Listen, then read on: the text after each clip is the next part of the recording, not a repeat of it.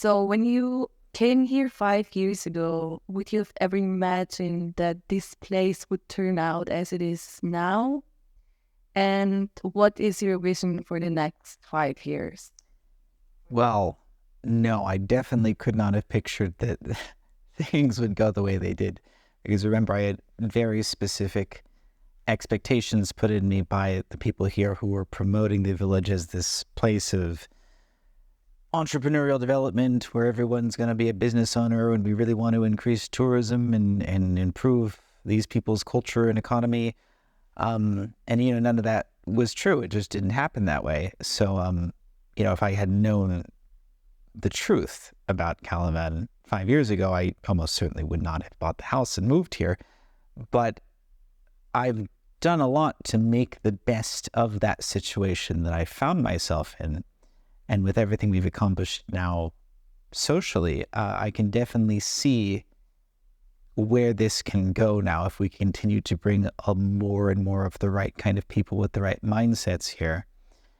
When I was looking at different rural parts of Armenia to buy a house in, I was thinking long term, like, okay, well, it's underdeveloped now, it's got some nice views, but what's this place going to look like in 20 years?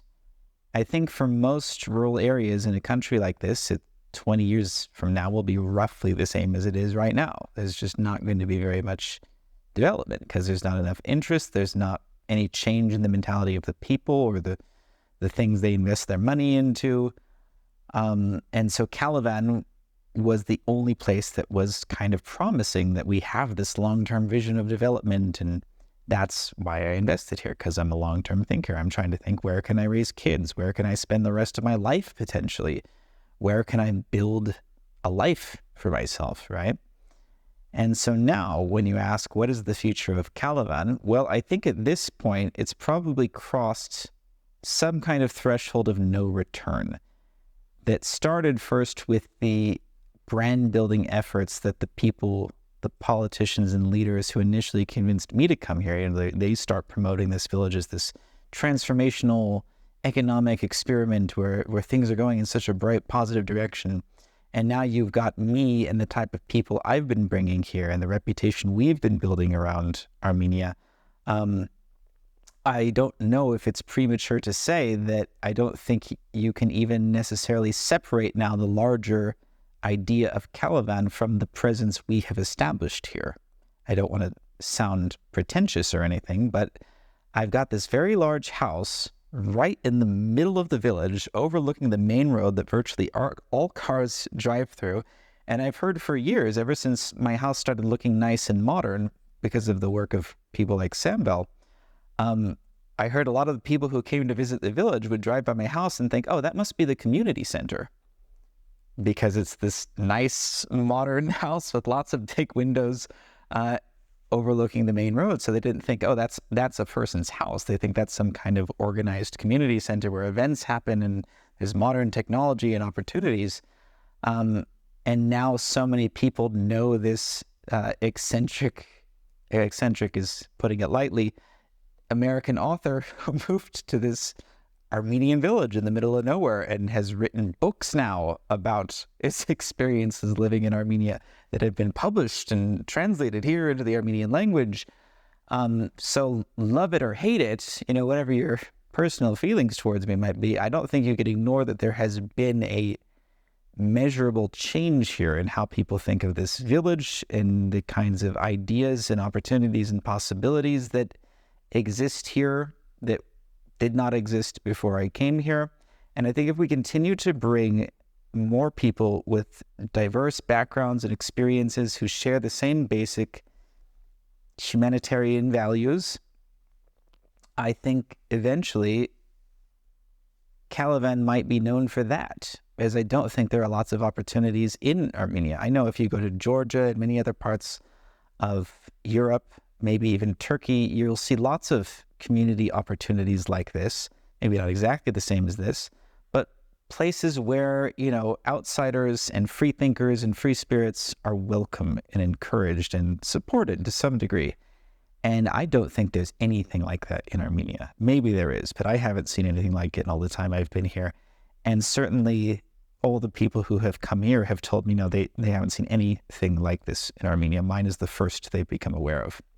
And that's why I think I was overrun by by guests and volunteers. Even in the middle of winter, I started taking in guests in January in the snow, which you would think is not tourist season, right? But immediately, my first couple guests were Iranians, which makes sense when you consider that Iranians don't have a lot of travel opportunities, and many of them can't access even their money because of sanctions against them. So they're looking for opportunities like this. And they're quite appreciative of these opportunities. But then I started getting people from all over Eastern and Western Europe and anybody traveling through this part of the world.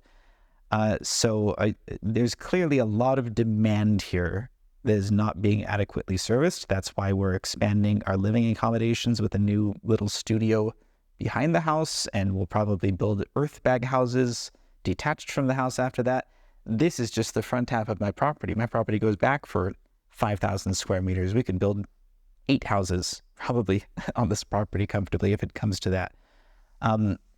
That's the best future I can envision here. And that's the most valuable thing I can think to do with all the progress we've made on my property and the notoriety that I've built for myself here, and with what Kalavan originally said it was trying to do, is this kind of social experiment with improving the economic and cultural conditions of the village.